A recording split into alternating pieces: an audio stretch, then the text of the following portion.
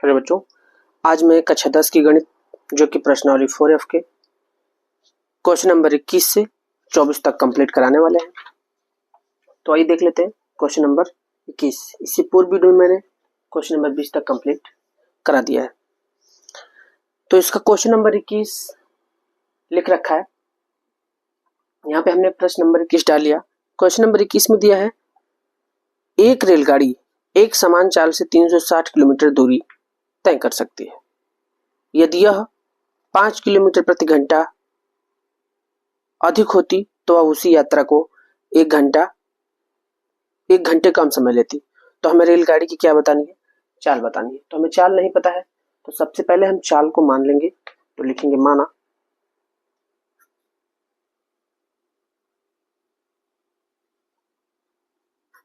रेलगाड़ी की चाल x किलोमीटर प्रति घंटा है। तो हमने यह रेलगाड़ी की चाल क्या मान ली? x किलोमीटर प्रति घंटा मान लिया।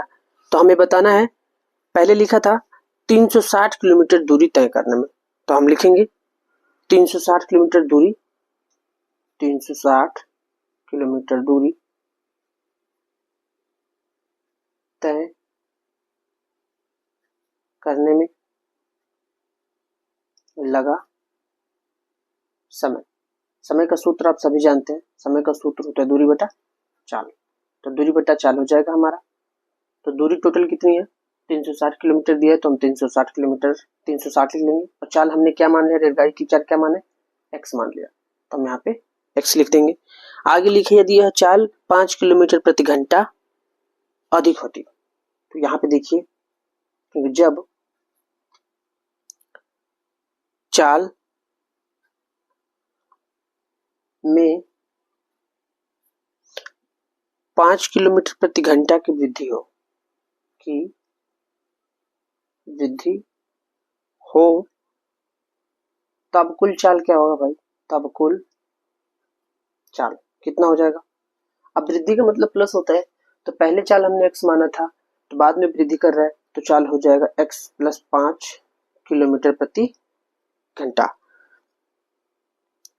अब इसके आगे कितना दूरी है? टोटल दूरी तो हमारी 360 ही है, तो हम लिखेंगे 360 किलोमीटर दूरी तय करने में लगा समय। पुनः हम फार्मूला समय का लिखेंगे तो दूरी बटा चाल ही होगा। टोटल दूरी हमारा 360 है, तो हम 360 लिखेंगे। अब बटा चाल हमारा क्या हो गया? 5 किलोमीटर प्रति घंटा, स्पीड बढ़ गई है, तो हो जाएगा x प्लस 5। अब प्रश्नानुसार देखते हैं क्या कहा जा रहा है हमसे। प्रश्नानुसार ये लिखा है, तो वो उसी यात्रा को, जब उसकी चाल x किलोमीटर प्रति घंटा थी तब, और उसने चाल 5 किलोमीटर प्रति घंटा वृद्धि कर लिया तब, तो उसी यात्रा को 1 घंटे कम समय में पूरा कर लेती है। तो हमें रेलगाड़ी की चाल बतानी है। मीन्स दोनों समय में जो समय का अंतर आया है वो 1 घंटे है। तो हम लिख देंगे बाद वाला,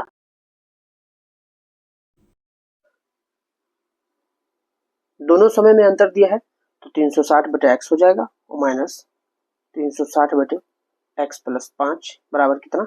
1।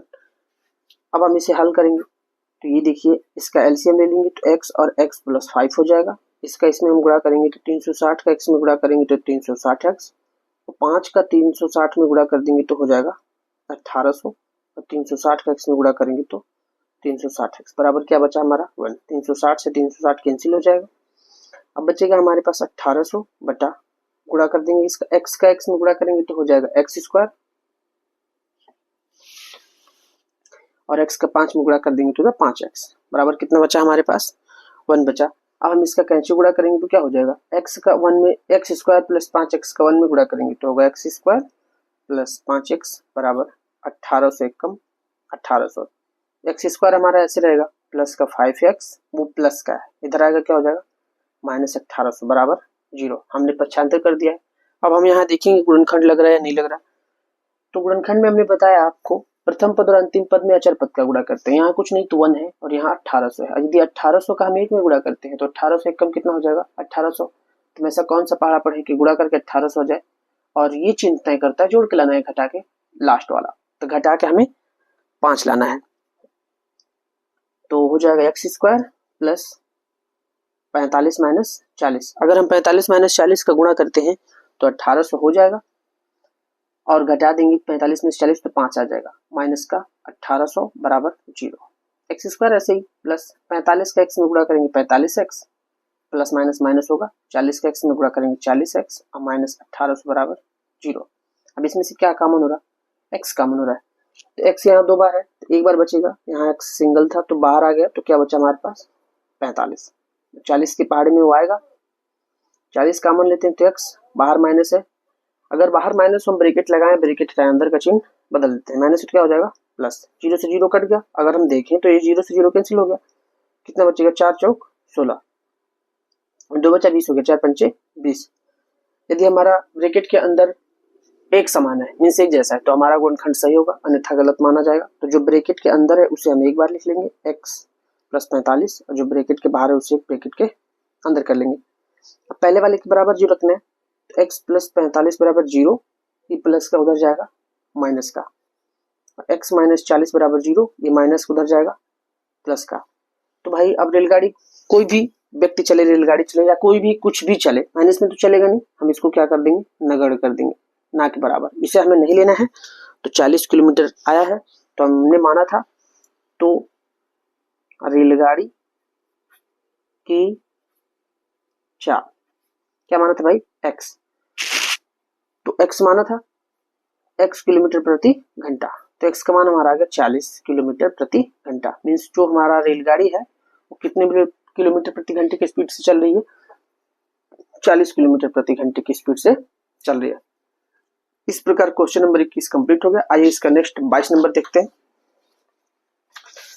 तो इसका जो 22 नंबर क्वेश्चन है, सबसे पहले हमने 22 नंबर क्वेश्चन नंबर लिखा, 22वां क्वेश्चन कह रहा है दो पानी के नल ना भाई सभी लोग जानते हैं, 2 पानी का नल है, एक हौज का मतलब टैंक या तालाब होगा, 9 से 3/8 घंटों में भर सकते हैं। बड़े व्यास वाला नल हौज को भरने में कम व्यास वाले नल से 10 घंटे कम समय लेता है। तो एक छोटा नल है और एक बड़ा नल है, तो यहाँ लिखेंगे माना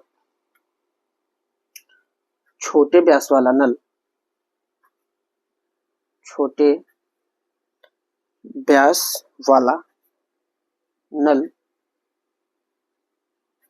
हौज को भरने में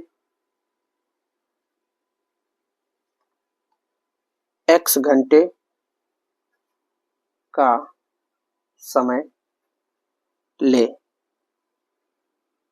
तो वह, और मैंने यहाँ पे मान लीजिए छोटे व्यास वाला नल है वो उस हौज को x घंटे में भर ले रहा है, तो हमें यहाँ केवल 1 घंटे का मान के चलना है, तो वह 1 घंटे में भरेगा, तो वह यहाँ नीचे लिख देते हैं 1 घंटे में भरेगा। कितना भरेगा भाई, तो 1 घंटे की बात आई है तो हो जाएगा 1/x, उस टैंक का 1/x भाग भरेगा वो। और यही लिखा था जो बड़ा व्यास वाला नल है वो छोटे व्यास वाले नल से उसी हौज को भरने में 10 घंटा कम टाइम ले रहा है, तो हम यहाँ पे लिखेंगे बड़ा व्यास वाला नल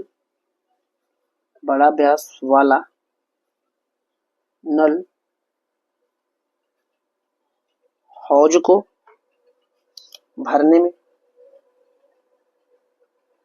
यहाँ x घंटा समय लिया था, ये बड़ा व्यास वाला नल है तो ये 10 घंटा कम समय ले रहा है, कम का मतलब माइनस होगा, क्या हो जाएगा x माइनस 10 घंटे का समय ले, तो वह 1 घंटे में भरेगा। ये कितना भरेगा भाई, 1 घंटे में भरेगा। टोटल इसका जो है x माइनस 10 घंटा ले रहा है, तो 1 घंटे में कितना भरेगा 1/x माइनस 10, जो हमारा टैंक है उसका 1/x माइनस 10 भागे 1 घंटे में भर देगा। तो आगे दिया है, तो कह रहे प्रत्येक नल से हौज को भरने में समय ज्ञात कीजिए, हमें समय बताना है, तो यहां लिख देते हैं दोनों नल एक साथ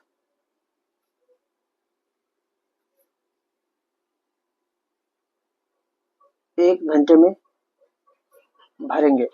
कितना भरेंगे भाई, दिया है 9 सही 3/8। तो एक साथ का मतलब दोनों मिल के उस टैंक को 9 सही 3/8 घंटे में भर दे रहे हैं। तो मतलब हमें यहाँ योग करना होगा, तो 1/x हो जाएगा। एक घंटे में भरेंगे, सॉरी यहाँ पे 1 छूट गया है, ये 1 बटा होगा, ये 1/x और x - 10। जैसे यहाँ हमने एक घंटे में भरा, छोटे नल वाले ने भी एक घंटे में भरा और बड़ा नल वाला भी हौज को एक घंटे में भरा। तो यहाँ पे दोनों जब साथ का टाइमिंग लेंगे तो ये भी एक घंटा में भरेगा, तो वो भी 1 बटा हो जाएगा 1। ऐसे ही 8 का इसमें गुणा करेंगे, 8 में 72, 72 में 3 जोड़ देंगे तो जाएगा 75, 75/8। अब यहाँ में एलसीएम लेना है, x का इसमें गुणा कर देंगे, x और x - 10। कैंची गुणा करते हैं x - 10 ही होगा, x से कम कितना हो जाएगा हमारा x, ये 8 हमारा चेंज हो जाएगा, मीन्स ऊपर चला जाएगा। तो 8 बटे कितना हो जाएगा 75। अब x और x हो जाएगा 2x और माइनस का 10। हम इसका गुणा कर देंगे, x का x में गुणा करेंगे तो हो जाएगा x² और x का 10 में गुणा करेंगे तो हो जाएगा 10x। 8 बटे कितना बचा हमारा 75 बच गया। अब यहाँ से हम चाहें तो इसे कैंसिल कर ले या फिर डायरेक्टली गुणा कर देते हैं। तो 8 का इसमें गुणा करेंगे तो हो जाएगा 8x² और 8 दाम कितना होगा 80x बराबर 75 दूना हो जाएगा 150 और माइनस 75 दाम कितना 750।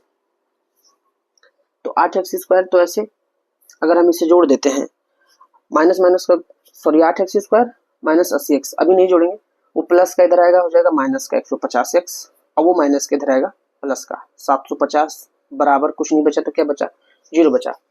अब यहाँ देखिए x² वाला पद सिंगल है, एक बार माइनस माइनस का गुणा क्या हो जाएगा प्लस, ये दोनों जुड़ जाएंगे तो जोड़ देंगे तो जाएगा 230x प्लस 750 बराबर 0। अब यहाँ 8 कामन नहीं हो सकता, ना 4 हो सकता, 2 कामन ले लेंगे तो 2 चौको 8, 2 एक कम 2, 2 एक कम 2, 1 बचा 10 हो गया, 2 पंचे 10 प्लस 2 3 6 1 बचेगा 15 हो जाएगा, 2 7 14 10 हो गया, 2 पंचे 10 बराबर 0। 2 0 से जाके भाग करेगा तो 0 हो जाएगा, तो बचेगा हमारे पास 4x² माइनस 115x प्लस 375 बराबर 0।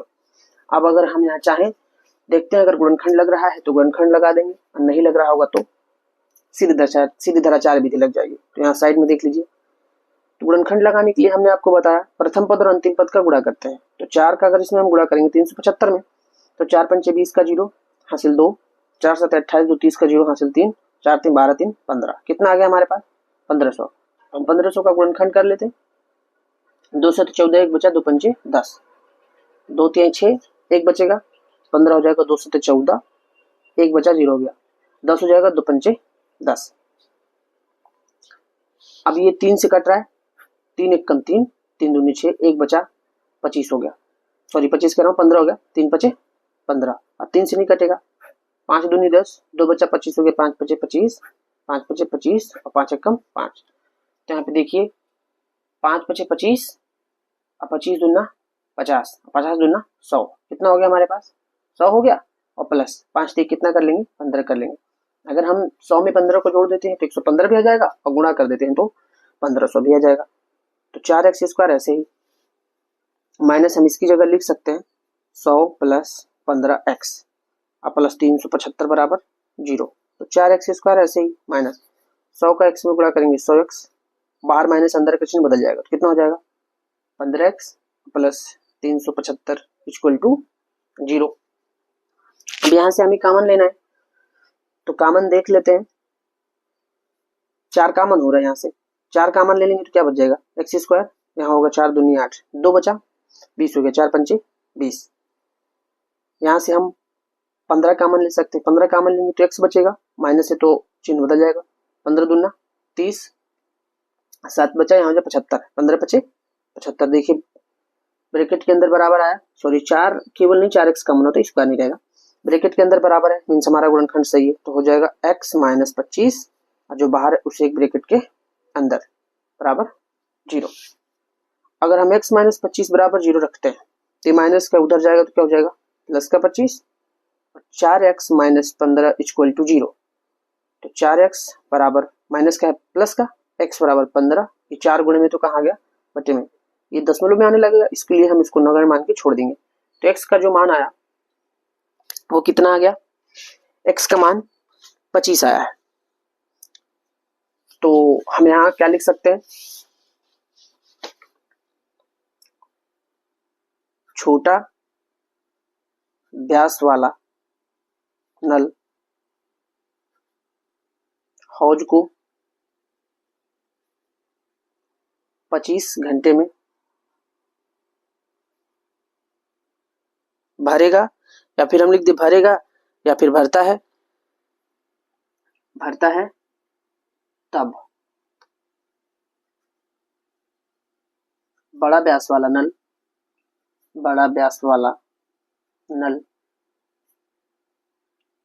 हौज को कितने घंटे में भरेगा भाई, हौज को भरेगा, क्या था x माइनस 10 था, x का मान हमने 25 निकाला है, तो 25 माइनस 10 तो घटा देंगे तो कितना आ जाएगा 15 घंटे में भरेगा। ठीक, इस प्रकार जो छोटे व्यास वाला नल है वो हौज को 25 घंटे में भरेगा और बड़ा व्यास वाला जो नल है वो हौज को 15 घंटे में भरेगा। इस प्रकार हमारा क्वेश्चन नंबर 22 भी कंप्लीट हो गया। अब इसका जो नेक्स्ट क्वेश्चन है क्वेश्चन नंबर 23 है, आइए क्वेश्चन नंबर 23 को भी देख लेते हैं। क्वेश्चन नंबर जो हमारा 23 है उसमें दिया है मैसूर और बेंगलोर के बीच के 132 किलोमीटर यात्रा करने में एक एक्सप्रेस रेलगाड़ी और सवारी गाड़ी से 1 घंटा कम समय लेती है। तो मैसूर और बेंगलोर के बीच की दूरी 132 किलोमीटर है, तो जो एक्सप्रेस गाड़ी है वो सवारी गाड़ी की अपेक्षा 1 घंटा कम समय लेती है। तो हम मान लेंगे यहाँ पे, देखिए माना सवारी गाड़ी की चाल x किलोमीटर प्रति घंटा है, तब 132 किलोमीटर दूरी तय करने में लगा समय। सभी को पता है समय का सूत्र होता है दूरी बटे चाल। तो दूरी टोटल हमारी कितनी 132, और जो चाल हमने माना हो कितना मान लिया x मान लिया, तो x हो जाएगा। आगे लिखा है यदि एक्सप्रेस रेलगाड़ी की औसत चाल सवारी गाड़ी की औसत चाल से 11 किलोमीटर प्रति घंटा अधिक हो। अभी इसका पिछला क्वेश्चन जो मैंने बताया क्वेश्चन नंबर शायद 21 था, सेम ऐसा ही है। तो लिखा है एक्सप्रेस गाड़ी की चाल। अब चाल ये सवारी गाड़ी की चाल x किलोमीटर प्रति घंटा है, और जो एक्सप्रेस गाड़ी है वो सवारी गाड़ी की चाल की अपेक्षा 11 किलोमीटर प्रति घंटा तेज चल रही है। तेज का मतलब क्या होगा, प्लस हो जाएगा, तो x प्लस 11 किलोमीटर प्रति घंटा हो तब 132 किलोमीटर दूरी तय करने में लगा समय। तो टोटल दूरी तो 132 ही है, बट इसकी चाल कितनी हो गई x प्लस 11 हो गया। तो ये जो एक्सप्रेस गाड़ी है वो सवारी गाड़ी की अपेक्षा 1 घंटा कम समय लेती है। तो हम यहाँ लिखेंगे प्रश्नानुसार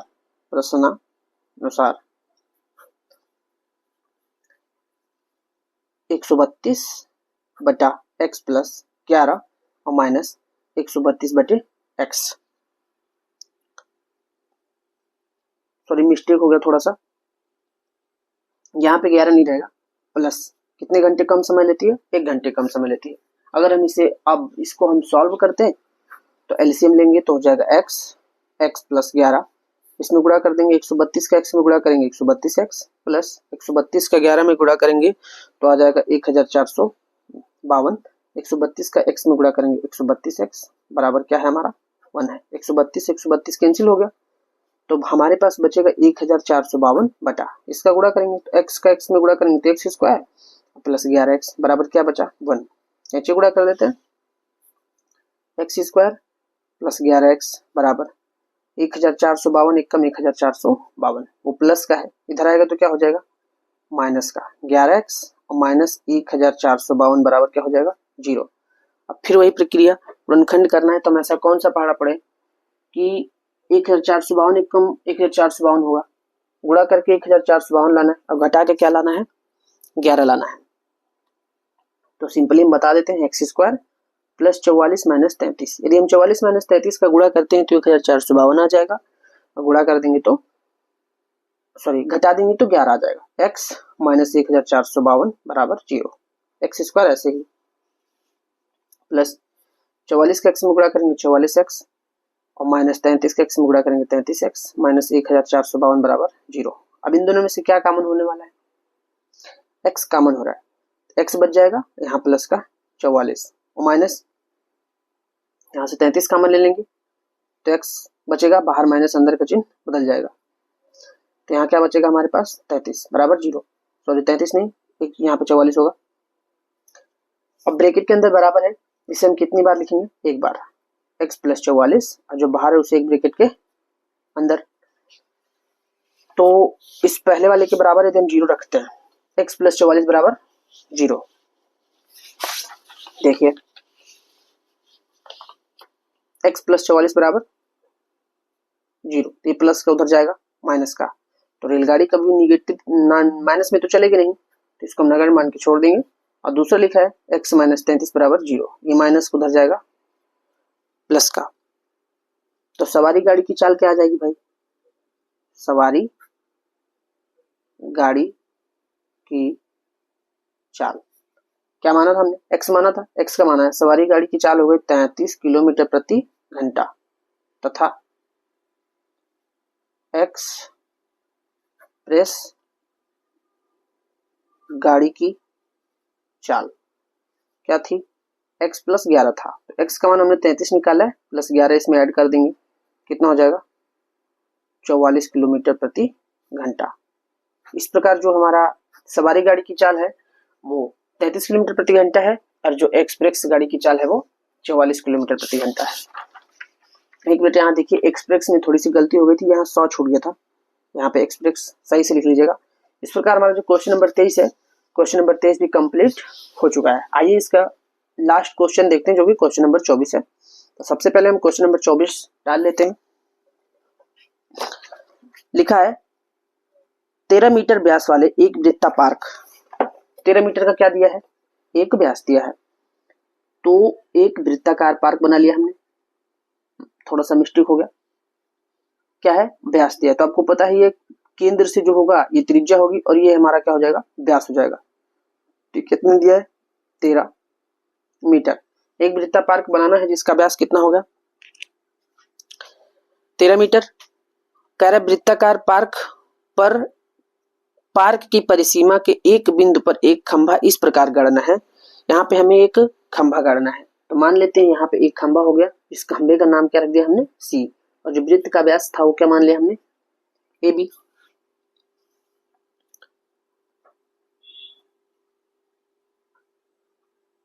कह रहा गाड़ना है इस पार्क के एक व्यास के दोनों अंत बिंदुओं पर, फाटक A और B है, फाटक A और B हो गया व्यास पर, और ये हमारा क्या हो गया C, जहां पे हमें एक खंभा गाड़ना था। तो कह रहे फाटक A और B से खंभे के दूरियों का अंतर कितना है 7 है, तो क्या ऐसा करना संभव है, यदि संभव है तो दोनों फाटकों से कितनी दूरी पर खंभा गाड़ना होगा। चलिए हम A को C से मिला देते हैं और C को B से मिला देते हैं। जैसा कि आप सभी लोग जानते हैं इन दोनों फाटकों का मीन्स B से C और A से C, इन दोनों के बीच का जो अंतर है वो कितना है 7 है। तो अर्धवृत्त में बना कोण कैसा होता है समकोण होता है, तो यहाँ जो कोण बनेगा वो कितने अंश का बनेगा 90 अंश का बनेगा। तो हम लिख लेते हैं माना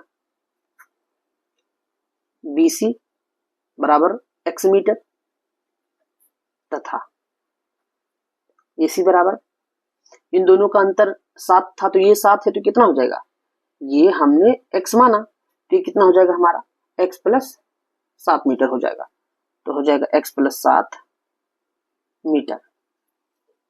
अब यहाँ हम पाइथागोरस प्रमेय लगा देंगे।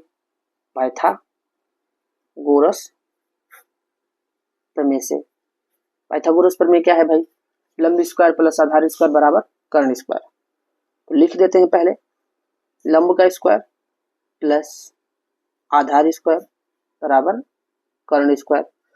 तो ये 90 अंश के सामने ये कर्ण होगा हमारा, तो कर्ण दिया है 13 का स्क्वायर प्लस, अब इसका आधार जो भी हम मान लें यहाँ पे, तो ये लंब हो जाएगा हमारा कितना है, x प्लस 7 का होल स्क्वायर प्लस आधार कितना है, x का होल स्क्वायर। अब इसे हम हल करते हैं, तो यहाँ पे क्या लगेगा, a प्लस बी का whole square, a plus b का होल स्क्वायर, तो a square plus b square plus 2a, a का मान x है और b का मान 7 है, प्लस x स्क्वायर ऐसे ही बराबर 13 का स्क्वायर यदि हम करते हैं तो कितना हो जाएगा 169। तो एक एक्स स्क्वायर यहाँ पे, एक एक्स स्क्वायर यहाँ पे कितना हो जाएगा 2x स्क्वायर, 7 का 2 बार गुणा कर देंगे, 7 सते 49 और 2 सते 14x, वो प्लस का इधर आएगा माइनस का, 169 बराबर क्या बचेगा 0। तो 2x स्क्वायर ऐसे ही प्लस का 14x। अब 169 में से हमें 49 को घटा देना है, 169 में 49 घटा देंगे तो कितना बच जाएगा, 9 में से 9 जाएगा 0, तो बचेगा माइनस का 120 बराबर 0। अब यहाँ से देखिए कॉमन हो रहा है, 2 कॉमन कर लेंगे तो क्या बच जाएगा हमारे पास x स्क्वायर और 2 सते 14x माइनस 2 छंग 12 मीन 60 आया, 2 जीरो से जाके भाग करेगा तो 0 हो जाएगा। अब हमें गुणनखंड करना है, देखते हैं गुणनखंड होता है नहीं होता है। प्रथम पद में 1 है, अंतिम पद में 60 है, तो 60 एकम 60, हम ऐसा कौन सा पहाड़ा पढ़े कि बुरा करके 60 आ जाए और घटा के क्या लाना है 7, तो x स्क्वायर ऐसे ही 12 पंचे 60, यदि हम 12 में 5 घटा देंगे तो 7 आ जाएगा, x स्क्वायर प्लस 12x और माइनस का 5x और माइनस 60 बराबर 0। इन दोनों में से कॉमन क्या हो रहा है, x कॉमन हो रहा है, तो बचेगा x प्लस 12 और माइनस यहाँ से 5 कॉमन है तो x, बाहर माइनस अंदर का चिन्ह बदल जाएगा, 5 एकम 5, 1 बचा 10 हो गया, 5 दूनी 10, तो ब्रैकेट के अंदर बराबर है, तो एक बार x प्लस 12 जो बाहर है उसे एक ब्रैकेट के अंदर, तो पहले वाले के बराबर यदि हम 0 रखते हैं, x प्लस 12 बराबर 0, ये प्लस को उधर जाएगा माइनस का, तो इसको हम नगण्य मान के क्या करेंगे छोड़ देंगे, और दूसरा जो हमारा है x माइनस 5 बराबर 0, ये माइनस को उधर जाएगा प्लस का, तो जो आया वो क्या आया x बराबर 5। तो 2 फाटक माना था हमने, तो एक फाटक जो है BC का आ जाएगा x मीन्स ये हो गया 5 मीटर, कितना हो गया 5 मीटर, और जो हमारा AC है वो है x plus 7 metre, x plus 7 metre, तो x का मान 5 निकालें प्लस 7, इसमें हम जोड़ देंगे तो हो जाएगा 12 मीटर। तो जो दोनों फाटक की दूरियां हैं वो एक का 5 मीटर है और दूसरे का 12 मीटर है। इस प्रकार जो हमारा क्वेश्चन नंबर 24 है वो कंप्लीट हो गया है।